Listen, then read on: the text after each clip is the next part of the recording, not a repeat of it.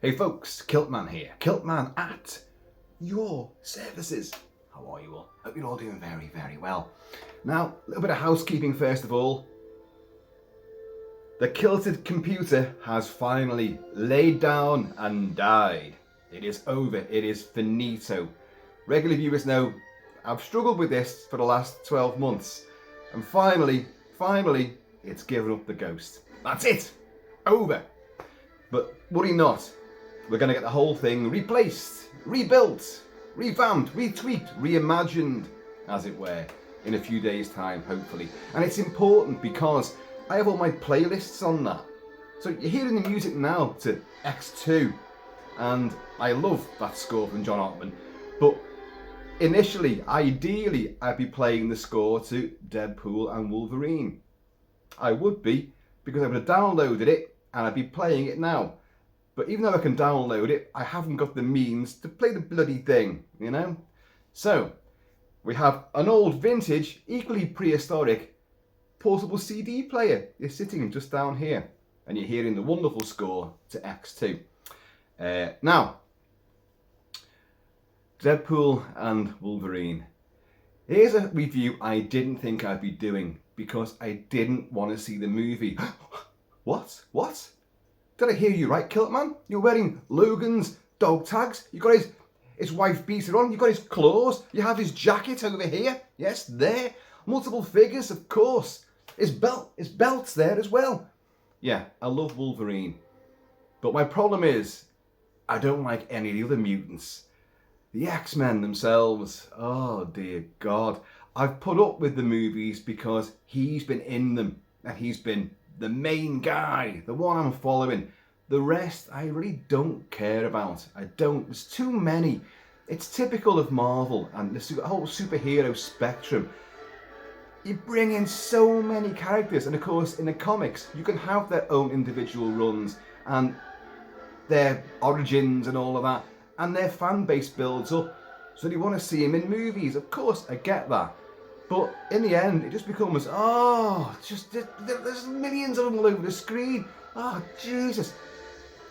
So I love Hugh Jackman as Wolverine. Obviously, he's too tall to play the proper Wolverine, I know, but we love him anyway. And I've loved his standalone movies, especially The Wolverine, Logan.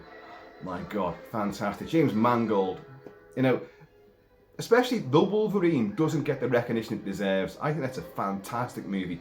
Great soundtrack, awesome action scenes, and it's serious as well, and I love it. And obviously everyone, critics all over the world and fans loved Logan, but it was the end of Wolverine. Now, then there's Deadpool. Now, here's the reason why I didn't want to see this movie. I love Deadpool. I think Deadpool is fantastic in small measures. Little watching clips and scenes on YouTube, watching bits like that, that's fine. Watching trailers for Deadpool, Deadpool 2, and of course this is resulting in euphoria and hysterics. And I love watching little bits of Deadpool, but an entire movie, oh dear God, that's a different prospect. Now, that said, I really enjoyed the hell out of Deadpool 1. I enjoyed Deadpool 2, but not as much. So going into this, I was like, I don't really want to see it. I've been to flicks a few times lately, and we've seen the Deadpool and Wolverine trailer, and I've laughed louder than anybody else in the audience and had a great time with it. But then I've thought, well, that's great. Now show me the movie I came to see, because I don't need to see any more Deadpool. But against my better judgment, I was talked into it and persuaded by a couple of mates, and we went to see it yesterday. And you know what? I had a fucking blast with it. I genuinely laughed my cojones off repeatedly. I got them stitched back on. Well, I've got mutant regenerative powers anyway, self-healing. And then I laughed them off again. Oh God, it was uproarious. Now, I'm going to talk about the film. I'm going to review it, but I don't really want to go into too much detail. But you know me, I can't possibly say this will be non-spoiler. because I'm bound to spoil something, because it's the cameos. This is the film of cameos. Yeah, you've got the ongoing Fox, Marvel, Disney. I don't even pretend to understand it all, and I don't care either way. But this is a definite, like, it's revering Fox and a big fuck you to Disney. And Ryan Reynolds, how he gets away with it, I really do not know. But this is the Ryan Reynolds show, beyond any shadow of a doubt. Deadpool is his character. Of course, he's played him before in X-Men Origins Wolverine, or Wolverine X-Men Origins, whatever you call that travesty. A travesty I quite enjoy. It's a guilty pleasure, but they did not treat Deadpool well, did they? Oh dear God, no. And even though Liv Schreiber's in it, and I love him as an actor, and I thought he played Sabretooth, Victor Creed, really, really well. He was quite scary, but he wasn't as big as Tyler Mane in the first Bryan Singer X-Men. And he was towering, shaggy head and taloned. And I've got a gazillion Wolverine graphic novels and comic runs, but they tend not to be the X-Men stuff. They may creep into it, but the ones I collect are the ones with their standalone adventures. But Sabretooth comes into them quite a bit, and I love that pairing, the two of them going at it, the rivalry. And Sabretooth is a genuinely terrifying character. And of course, he's in this as well. Yay! For all of, I think, 90 seconds. Oh, anyway, I love Deadpool, I love Wolverine. And the fan base has wanted to get these two together for over 2 decades now. Probably longer. And finally it happens. And yeah, it is uproarious, it is hilarious, it is irreverent, it's off the scale with ridiculousness. The action, the uber violence is there as you'd expect. The fight choreography is outstanding. The sight gags, the verbal banter is electrifying. It's a film that you've got to watch 3 or 4 times to pick up on everything that gets said. And then you've got to watch it again another 4 times to see all the things happening in the background and all the other bits and bobs and the Easter eggs that are all lurking about the frame almost continually. Heart and soul, is there any? Yes, it does endeavour to have a little bit of gravitas. But again, not as much as Deadpool 1 or Deadpool 2, which I think had better stories and they were better told stories. This really is, it's just a load of fun. It's a pantomime. It's big, it's daft, it's gratuitously OTT in every single fashion, apart from nudity. No nudity. But this ain't for the kids, really. Well, the kids can watch it, but they'd be going, Dad, what does that mean? And you'd go, he said vaginal sex, didn't he? And then he said anal sex. Well, and necrophilia, Dad, what's that about? Yes, all of that is in here. It's referenced, it's talked about, it's joked about. And the imagery that you get in your mind's eye is, well, in America, this is a hard R film. In the UK, it's only a 15, which is ridiculous. The amount of F-bombs in it, and sex references, and gratuitous violence, heads ripped off, eyeballs ripped out, limbs severed, people set on fire and melted, fingers going through people's faces, very Thing style. I don't mean Thing from the Addams Family, although that's quite apt as well. I mean Rob Bottin and John Carpenter's The Thing. Some great visuals. So what's it all about then? All this pontificating Kilt-Man. Get to the fucking gist of it. Well, the story, such as it is, and there ain't much of a story. If you've watched Loki, you know about the TVA, the Time Variance Authority, and you've got the multiverse. You've got multiple timelines and infinite universes, and everyone's got their own doppelgangers in all these different universes. And of course, hasn't Marvel loved all this? I have not, by the way. Doctor Strange and the Multiverse of Madness and all the Spider-Man. Shut up. It's just so annoying. But in this, I kind of liked it. And I did like Loki season 1, although by the end of it, it had grown quite tiresome, so I didn't want to watch any more Loki stuff. And I love Tom Hiddleston as Loki, fantastic. He's up here somewhere. Yes, there he is. And sporting a rather oversized Wolverine belt. But, so the TVA are involved. A certain timeline's going to be snuffed out, and it happens to be Wade Wilson's Deadpool's. So Deadpool gets summoned. Look, we need you to go and get the, what do they call them now? There's like an anchor. I really thought there'd be a joke about rhyming slang with anchor, like a timeline anchor, to save that, it's Wolverine. You need to get Wolverine.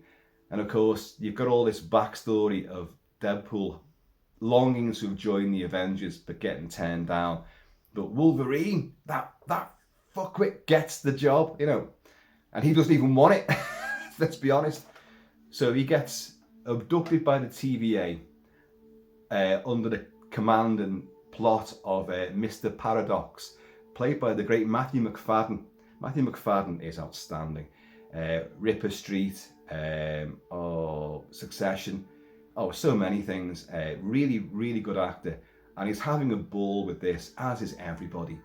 Right, go and get Wolverine, and then you can sort out your timeline. Something like that. But it all goes titty up, and Deadpool nicks the little time portal device, the little, I forget what they call it, time pad, I think it is, and hops around different universes and meets various different Wolverines. Yes, we get the, and it's hysterical. He's always trying to find him in a bar, obviously, because where else are you going to find Wolverine? Logan. James Howlett, but in a pub, being grumpy at the bar. So he goes in the first one, and Wolverine spins around, and it is Hugh Jackman as a little hobbit-sized. I'm saying hobbit. He's 5'3" in the comics. The original Wolverine's 5'3". I'm only 5'6" and a little bit extra on a good day. So I'm not much taller than him anyway, and but he cops off the bar stool. Deadpool's like, what the fucking hell are you? Wolverine minion. But then you meet the super glam rock, shaggy haired beast man Wolverine, which is in loads of comics with the big mad hair, fantastic. And you meet the one in the sort of brown and tan costume, the original costume, and you meet Henry Cavill as the Cavillerine, and in the vest, and like with the mutton chops and all that, and it's just this.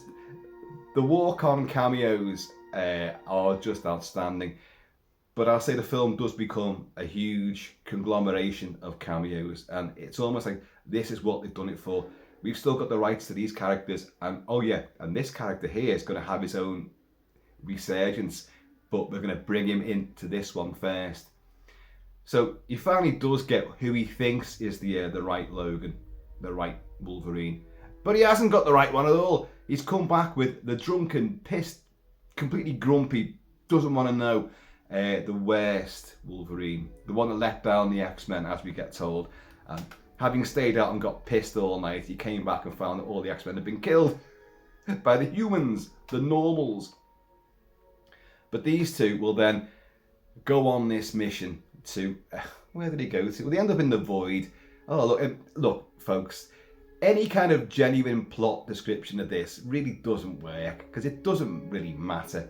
There's a MacGuffin, the Time Ripper, which is held by Cassandra, who's in the void, where people get pruned, don't they, when they get sent out of all of the time zones and they get thrown into the void. And the void basically is a sort of grey paleted wasteland out of Mad Max, which gets referenced a fair bit. Very, very much Furiosa, who even gets name checked as well, Furiosa. Very, very quick, very clever that to have done it. Which shows you that the multiple writing team on this, which had at least 6, maybe 7 people writing it, including director Sean Levy, or is it Levi, and Ryan Reynolds himself.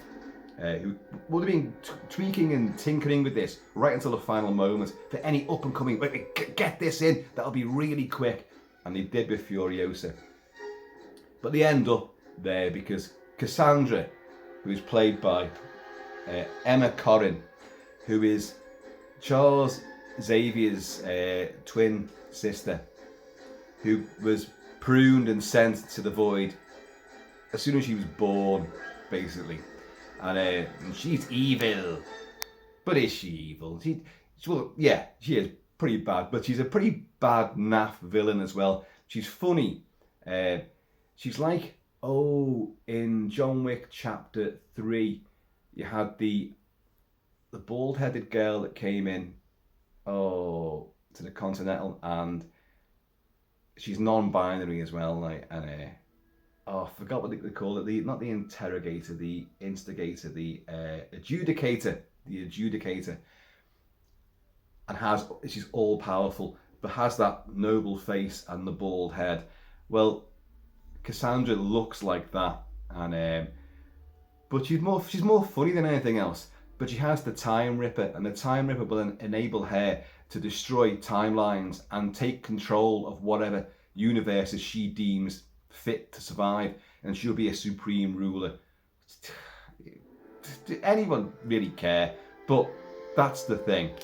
So it's just an excuse to get Ryan Reynolds and Hugh Jackman together in their costumes, in their character, fighting almost every second of their relationship with each other. Because although Deadpool clearly has the hots for Wolverine, Logan definitely does not have any interest in any department to being partnered with this fucking wisecracking motormouth verbal fucking locomotive of explicit extremism, because that's what he is. He just won't fucking shut up. And I think that's why I like to watch Deadpool in small doses, because even though he's playing that character to be annoying, funny, unstoppable, and everywhere around him, you just make him shut the fuck up, you know. And poor Wolverine is beating himself to bits. He's destroying entire sets and locations just in his rage about this fucking guy. That's the point. That is the point. But the thing is, you have to listen to what he's saying, because it's really funny. I will not be able to quote any of it because it's so quick, so fast, and electrifyingly witty that you just wish you had that kind of knee-jerk, you know, high-wired fucking ability with retorts and comebacks. But Ryan Reynolds can do that in real life, and it is a Ryan Reynolds picture. Let's be honest. He's playing basically himself, just albeit with katanas and, you know, automatics and other daggers and weaponry. And at one stage, very early on, he even uses the adamantium skeleton of Logan, the Logan that died in the previous movie. He digs him up because, you know, you can't die. You say it's me, you've got self-healing and you've got adamantium. But he discovers him. He's just an adamantium skeleton. At the same time as an entire legion of TVA agents arrive to take Wolverine, Wade, Deadpool. So he uses the entire skeleton. Every little bit of adamantium is used to inflict horrific injuries and death upon this never-ending team of assassins, you know.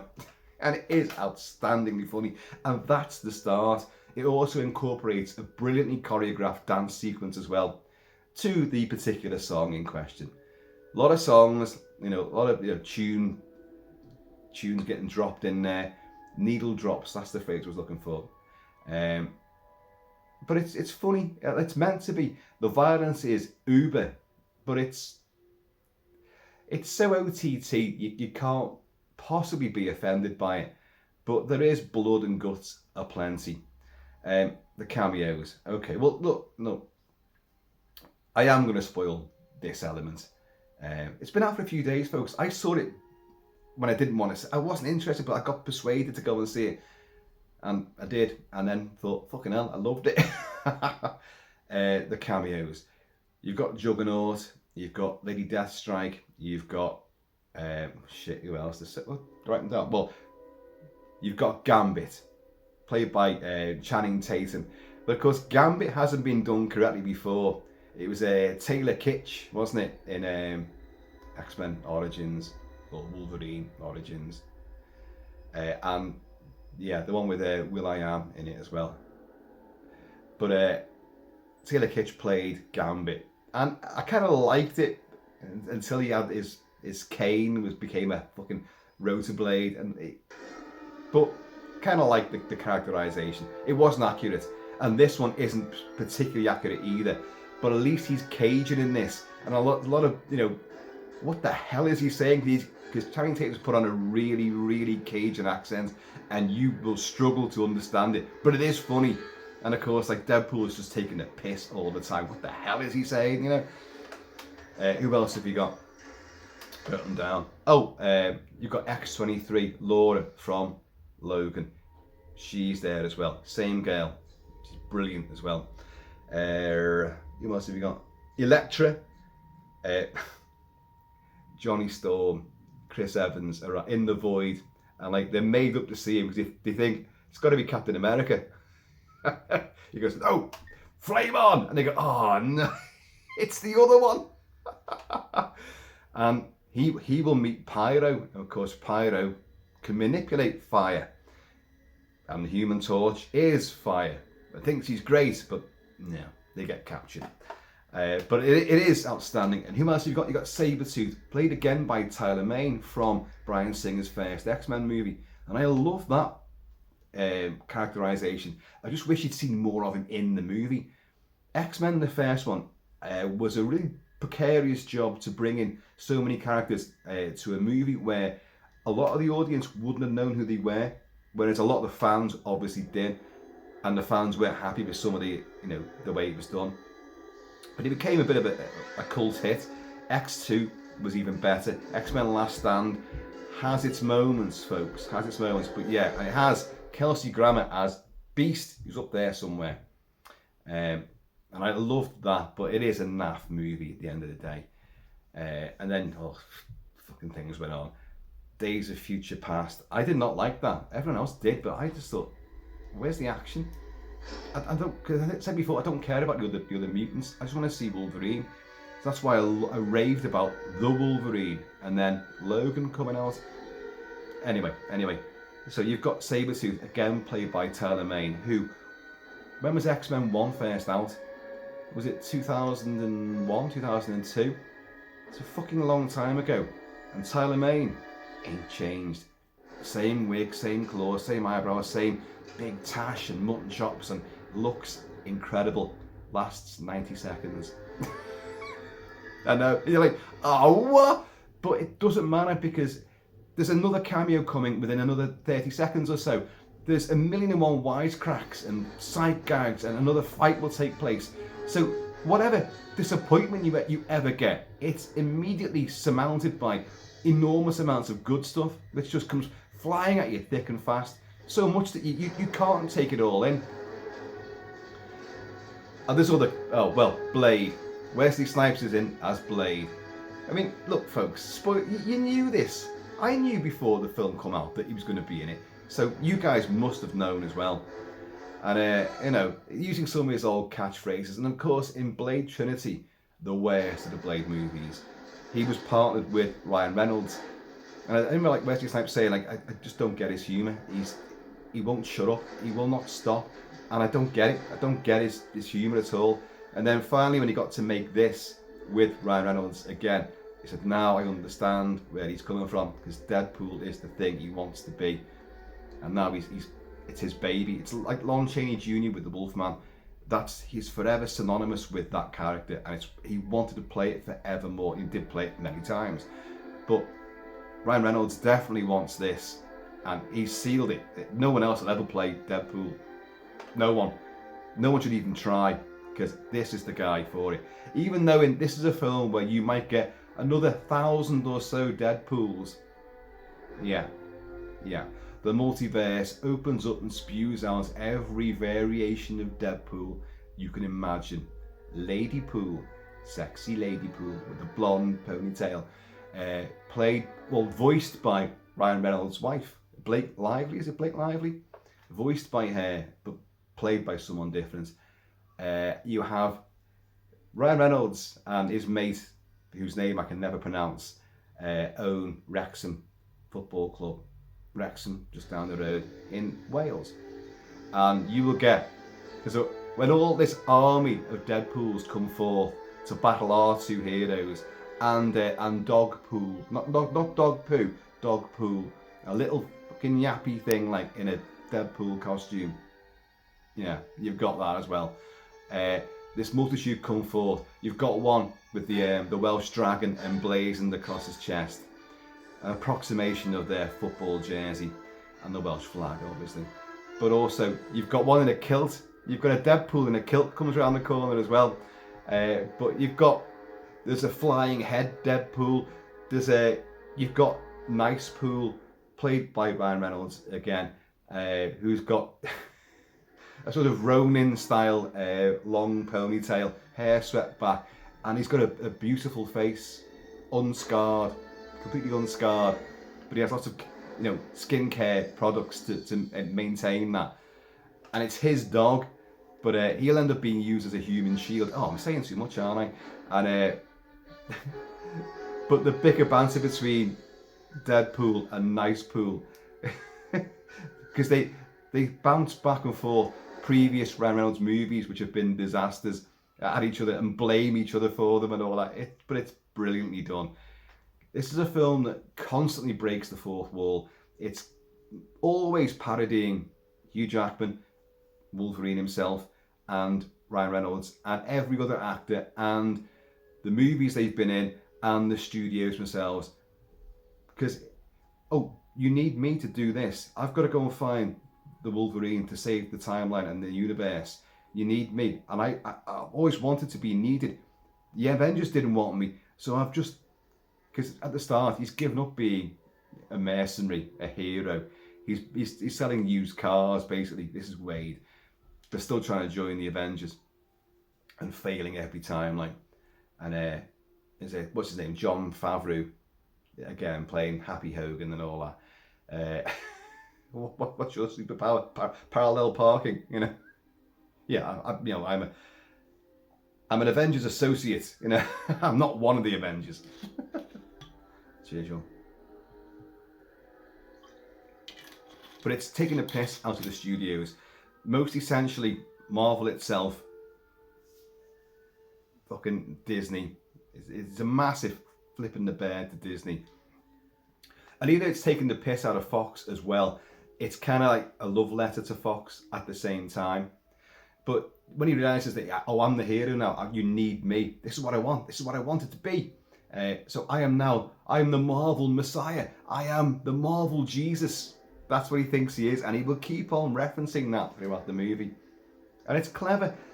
He will talk to us, the audience, as you expect. I think at one stage he even grabs the camera. He's like, he's in the face of the lens, talking to us. There's flashbacks. There's all sorts of stuff. I will say, when you see him without the mask on, and his burnt visage and all that, like the devil's scrotum, and he staples that wig to himself. He looks like Ted Danson. Oh my God. Well, he's got the wig on and the scarred face. It's Ted Danson. I don't know, that's all I could see. But Reynolds is a great actor. Despite the fact that he's moving at a 1,000 miles an hour continually, he does attempt to bring some gravitas. His friends, the people in his apartment, the blind old girl he lives with, and Peter and all that. He loves these people, and he does it. I'm going to do this to save my friends whose universe will be wiped out in my timeline. I want to save them.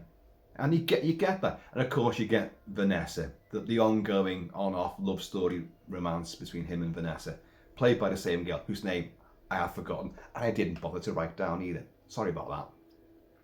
But that's kind of, that relationship, although it is talked about, isn't as prevalent as you might think. It's certainly a much more important element of Deadpool 1 and 2. In this, it's just at the beginning and the end. That's basically it. But Wolverine's backstory and Hugh Jackman, yeah. Wolverine will tell you a horrific thing, which is why he's the worst Wolverine and why he's haunted. Wolverine's always haunted. Everyone around him dies. You know, this is what this film doesn't do is actually make a joke of the fact that everyone around him dies. That gets mentioned in other movies, and I'm surprised they didn't do it. If they did, I missed it. But he talks about it like, you know, without me, I couldn't save them, and I let them down. I was pissed, and I came back and they were all dead. So I went crazy. I started killing everyone, you know, and I was loving it as well. But so you get some poignancy. You don't see that. That's not ever shown as a flashback or anything, which maybe they should have done that. But you still get the gravitas. So the film does try to like calm down for about, you know, 10 or 15 seconds just to bring some heart and soul into it. And it does kind of, yeah, I like the fact it's there, but there's no disguising. This film is just a runaway train of sight gags, humour, stunts, and the fighting is incredible. It genuinely is. You have a one-take shot. These films always seem to need to do this, and it is during that big fight with the army of Deadpools, and it is funny, but it's uber violent. You know, you've got katanas, you've got heads being blown off, you've got multiple, you know, the claws and all that. Plentiful claw action. And Deadpool, when he's even using them himself to take on the TVA team, he even stabs himself in the arm. He's like, oh fuck, for fuck's sake, I've stabbed myself in my own fucking arm. You know, it just goes on with uber violence. Some would say Deadpool 2 is more violent. I don't know. Yeah, there's certainly some really mad stuff in that movie. But this has got gore and, you know, limb lopping and bone breakage aplenty.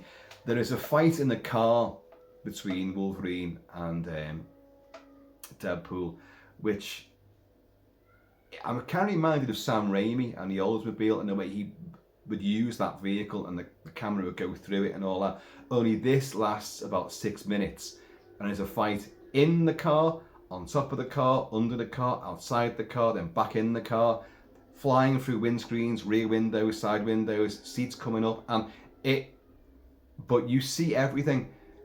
The fighting is great. You know, it's we always go back to what they shouldn't do, and that's the Jason Bourne movies with the shaky cam and that horrible editing, which was really so bad, and in such great movies as well, but to have ruined the fight choreography, which has been so painstakingly designed, rehearsed, and then acted, performed, was just a travesty. But this, no, you see everything, and it's bone crunching and it's hysterical. They will be flung together a few times, like a giant magnet in the void will bring both of them together and suck them in, and Deadpool is meshed unconscious against Wolverine as they're being dragged back to Cassandra's voidal paradise HQ, and and it's like, oh, was I asleep? He says to Wolverine. Wolverine goes, no, not all of you were asleep. There was a part of you that was awake. You know, which reminds me, there's 206 bones in a human body, 207 when I'm watching Gossip Girl. I'm using the tame stuff. This is ripe and juicy. When you even got Cassandra talking about flicking her bean, and I was just like, oh my god. And before another big fight between, because there's plenty of them, between Wolverine and Deadpool. This is in the void when you first get there, I think. He turns around to us and he says, let me get this right, because I was belly laughing and guffawing and punching the armrests on the cinema seats. I was a right rip snorting bastard, ruining the film for everybody else, I might add. He says, like, right, grab your special sock, nerds. Because it's the thing they've all wanted to see. grab your special sock. Oh Christ! I fucking laughed. And that's the thing. This is the sort of film that, yeah, if you watch it alone, I'm sure it's going to be funny, but you want to watch it with an audience. You really do, because you're going to get that everyone, that guffaw, and people are still laughing over a joke 15 jokes previously, and they're still laughing over that, like I was doing. And then you got to try and catch up and get your breath back. But the communal atmosphere of just, this is great, we're having a ball with this. The story's shit, and it is. The story's, it's nothing. It's a very threadbare, skeleton just to hang the meat and bones of the humour and the set pieces and the anarchy. That's all it is. It's just a framework. Doesn't really matter. And they take the piss out of the fact it's a crap story as well. But yeah, I genuinely had a ball with it. And of course, what is it? Madonna's. What is it? What's the song called? Life is a prayer. I forgot how it fucking goes as well. Like, but they use that, like a prayer. That's it. A couple of times. You see it in the trailer. The big walk around. Oh, the sight gags. Make sure you're looking all around. You'll see Stan Lee on the side of a bus. You'll see loads of references to comic book artists, especially one who couldn't draw feet. Famously couldn't draw feet. Liebman, I think his name is, like, and it says like just for feet on a shot, facade. And there's loads of things like that. Ant-Man Tower is there. What else is there? There's a blasted sign for 20th Century Fox on the deck as well. There's just loads, but you need to see it several times. Now, as I said previously, massive fan of Wolverine. So I watch The Wolverine and I watch Logan a lot.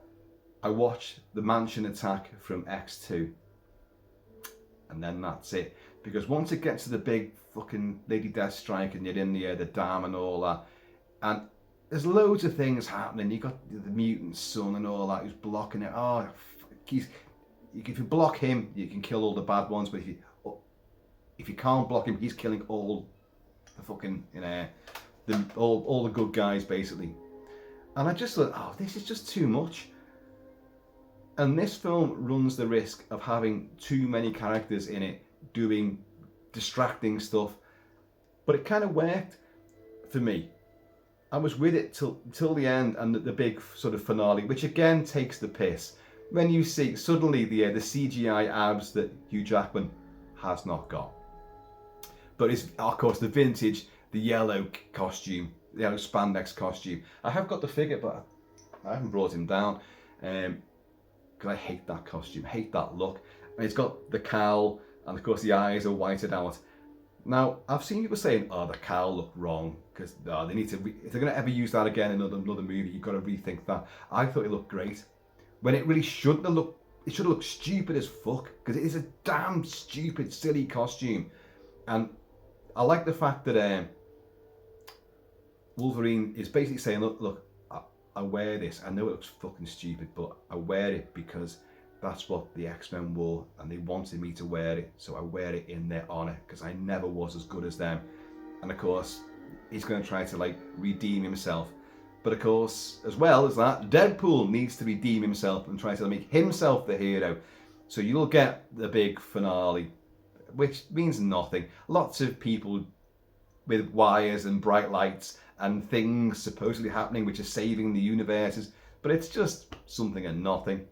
But all of the costume burns off Wolverine, so you see these glistening abs, and even in his mask you've got, because they've joined hands, I got Deadpool looking down and going he's sexually fluid, isn't he? Very fluid. So but it works. He always was like that, so that's not an issue whatsoever. He still loves Vanessa. But he'll have anything that fucking moves. Now, I reached saturation points with superhero movies. Infinity War.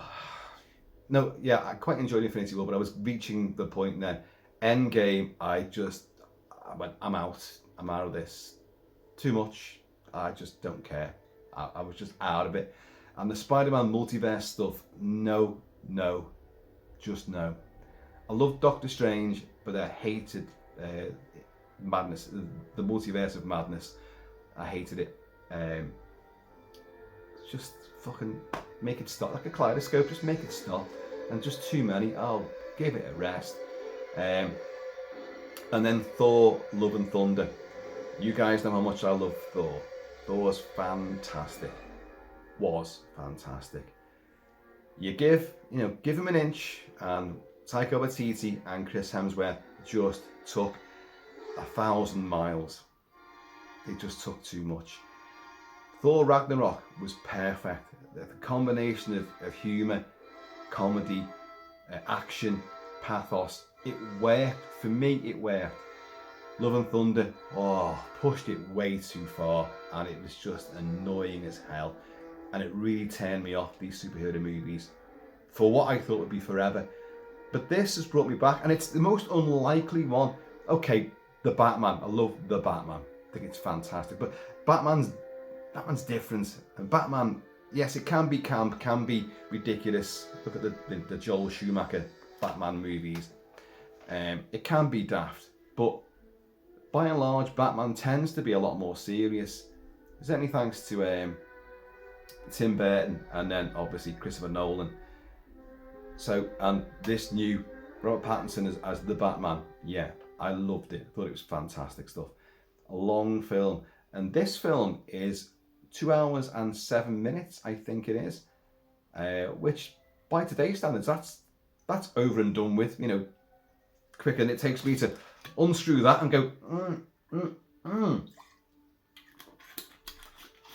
And yet, paradoxically, Matthew McFadden, Mr. Paradox, as the film was growing to this big finale, the big climax, I was thinking, oh God, when's this going to end? Here's a film that actually felt longer than it really is, but perhaps mostly in a good way, because I was getting a hell of a lot of it, and it felt like a much bigger film. It felt longer than its actual running time, but as I say, in a good way. So I kept thinking, like, this film should have ended by now, but there's still clearly more to go, and then there is more to go, and there is a post-credit sequence as well, which is very, very good. And what it's good in what it doesn't do. It doesn't lead into, and the next film we're introducing someone here. No, it doesn't do that. It's referring back to something which I'm not going to say, a conversation which results in an execution. And the executee denies having said anything at all, and we believe him, and then he gets wiped out, and you're like, oh my God, you let him die. But the end sequence reveals the truth behind that, and that he did say all those things, and but it's done really, really well. I like that a lot. It was clever. The whole thing is clever, but the whole thing is just it's a comedy show. Don't forget, folks, this film is a comedy. If I haven't made that point clear enough, I don't know how else I'm going to do it. It's not a serious action superhero movie with gravitas. It has brought in characters that may get another shot. That was its point. But mainly it is just the chemistry between Hugh Jackman and Ryan Reynolds, which is lightning in a bottle.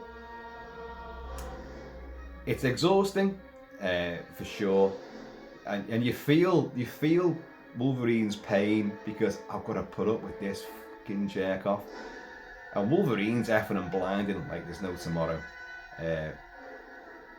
But and his rage and like you just fucking shut up, But you can't wait for the next witty line and retort and comeback from our boy DP, and he's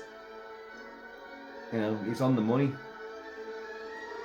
So folks, I've got to say, I had a wickedly good time with Deadpool and Wolverine. It is Deadpool's movie for sure, but Wolverine is fucking brilliant in it.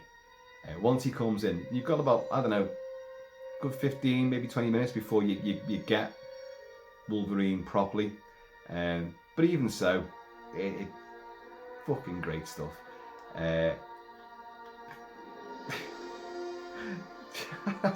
I'm dying to quote some bits, but I really can't. I won't get it right. I know the bits I want to say.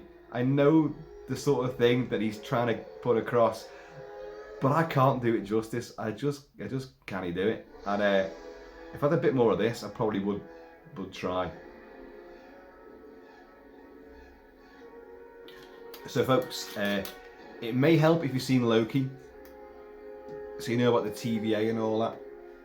They will do some explanation for it, or an exposition dump, which of course Reynolds takes the piss out of as well. Like, but you know that, you know what you're going to get from him, how Deadpool is going to navigate all of these exchanges and situations he finds himself in with irreverence and anarchy, and to the camera sort of savvy wisecracks. That's how he does it. But so you get some exposition. So, but I think it would help if you'd seen. Well, you need to have seen Deadpool before. You really can't go into this without knowing who he is. But I'll bet there are people that are doing that. But I would say watch the first two movies, very definitely. And it definitely helps if you've seen even just a bit of Loki, so you know who the TVA are and what their game and strategy is. But definitely go and see it. It's brilliant. I've probably missed out a few cameos. Well, no, I have, because there's so fucking many of them. Like, God, what did I say at the start of this? Deadpool in small doses, and that's all I can do. I could do this film again, and I will be buying this movie beyond any shadow of a doubt. The score, by the way, by what's his name, Rob Simonson, is okay. As I say, ordinarily I'd be playing that score. You can buy the soundtrack, which is all the songs from the movie, or the needle drops, but you can get, there's a double version of it as a download with the score as well. But the score isn't, I'm not weeping the fact that this has died and I can't play a download anymore. It's because the score isn't that memorable, and I listened out for it as well. There's a couple of moments I end up getting it because I have to have these things. I just do, But I don't think it's particularly grand or spectacular. It's by far it's the songs themselves which really work, and Madonna. That version has become already a fan favourite. And the thing is, it actually misses out my favourite lines from Madonna's song as well, which I thought they'd put in there, but they don't. They kind of just repeat the main bit a couple of times, but with a choir behind it as well, and a bit more bombast. It's actually pretty cool.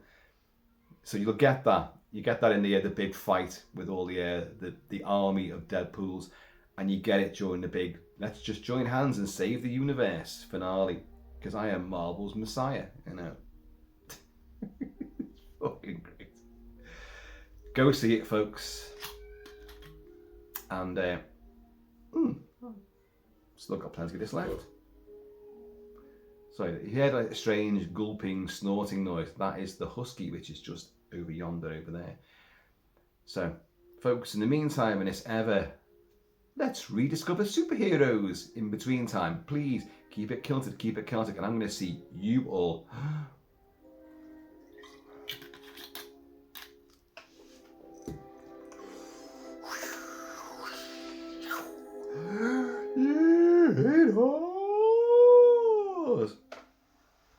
But defo stick around for the end credits. Defo. You always know there's going to be something, but this one's better than most because it plays back to something which you're like, what? No. You let that happen? You let him take, and as we find out, he did say it. Folks, gonna catch you all on the flip side of the multiverse. Who knows which version of Kilt-Man you're gonna get next? Don't ask me.